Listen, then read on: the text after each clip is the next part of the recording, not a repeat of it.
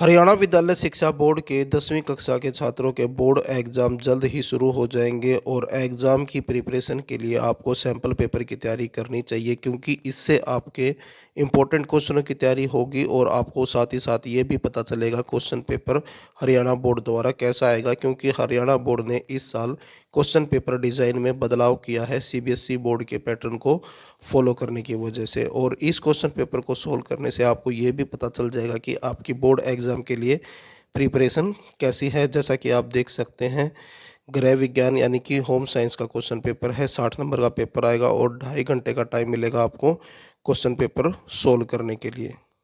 अब इसके क्वेश्चन देखते हैं। यहाँ से क्वेश्चन स्टार्ट होते हैं।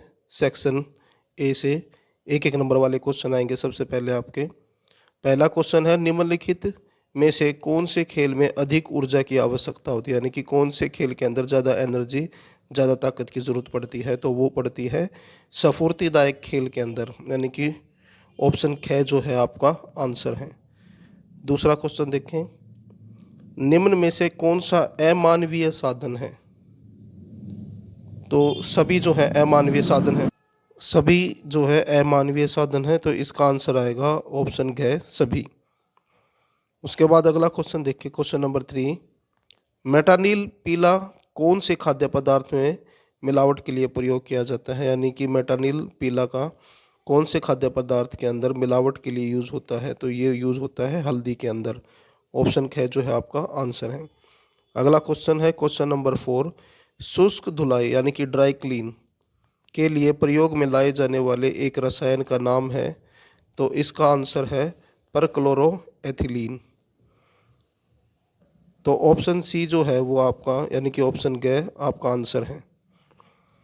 पांचवा क्वेश्चन है, ऑप्टिकल ब्राइटनेस की एक किस्म है।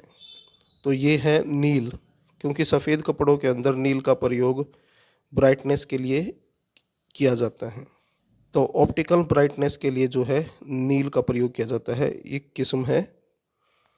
उसके बाद अगला क्वेश्चन देखिए, क्वेश्चन नंबर 6, ICMR का पूरा नाम है। तो इसका नाम है भारतीय चिकित्सक अनुसंधान परिषद। तो ऑप्शन क जो है आपका आंसर है। उसके बाद अगला क्वेश्चन देखें, प्रारंभिक बाल्यावस्था का दूसरा नाम है। तो इसको कहते हैं क्रीड़ा अवस्था।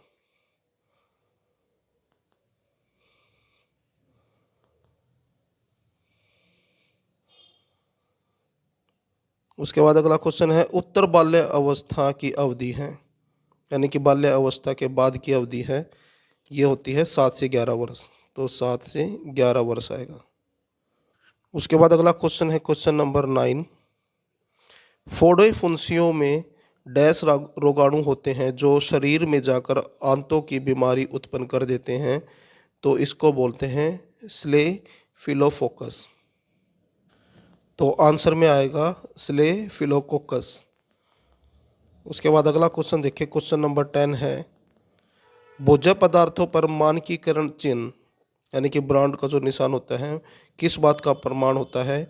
ये प्रमाण होता है कि भोज्य पदार्थ जो है उसकी गुणवत्ता के साथ, यानी कि उसकी क्वालिटी के साथ कोई समझौता नहीं हुआ, यानी कि जो पदार्थ है वो, जो भी वस्तु है वो अच्छी क्वालिटी की है, अगर उसके ऊपर हॉलमार्क का निशान है।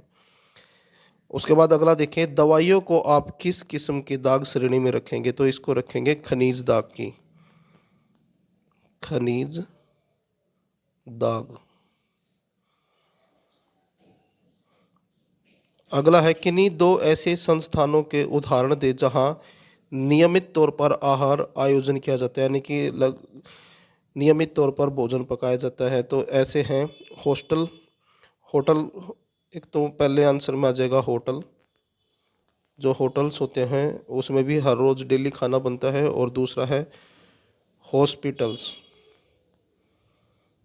हॉस्पिटल्स के अंदर भी जो है डेली खाना बनता है। उसके बाद अगला क्वेश्चन देखें, क्वेश्चन नंबर 13। और इस तरह के क्वेश्चन जो हैं पहली बार आएंगे हरियाणा बोर्ड में। अभिकथन है, कपड़े धोने के लिए घर्षण सबसे अधिक इस्तेमाल किया जाने वाला तरीका है। और कारण के अंदर है रेशम और ऊन। ये ऊन नहीं आएगा, यहाँ पर ऊन आएगा। ऊन जैसे नाजुक कपड़ों के लिए घर्षण सबसे उपयुक्त विधि है। तो इस क्वेश्चन का जो आंसर है वो है ऑप्शन ग। कथन सही है लेकिन कारण गलत है। उसके बाद अगला क्वेश्चन देखिए, क्वेश्चन नंबर 14। केसरी दाल की मिलावट से हानिकारक प्रभाव होते हैं और कारण के अंदर है केसरी दाल की मिलावट से लेथाइरिसम नामक बीमारी हो जाती है। तो इसका जो आंसर है वो बनेगा ऑप्शन क। अभिकथन और कारण दोनों सही हैं और कारण अभिकथन की सही व्याख्या है। उसके बाद क्वेश्चन नंबर 15। आईसीएमआर द्वारा विभिन्न खाद्य वर्गों में उपलब्ध पोषक तत्वों को तालिका के रूप में प्रस्तावित किया गया है और कारण के अंदर है यह खाद्य वर्ग तालिका आहार आयोजन में सहायक होती हैं। तो इसका जो आंसर बनेगा वो बनेगा ऑप्शन क। अभिकथन और कारण दोनों सही हैं और कारण अभिकथन की सही व्याख्या है। उसके बाद है खंड ख, सेक्शन बी है। दो नंबर वाले क्वेश्चन है ये। आप इन क्वेश्चनों को सोल्व करके देखें।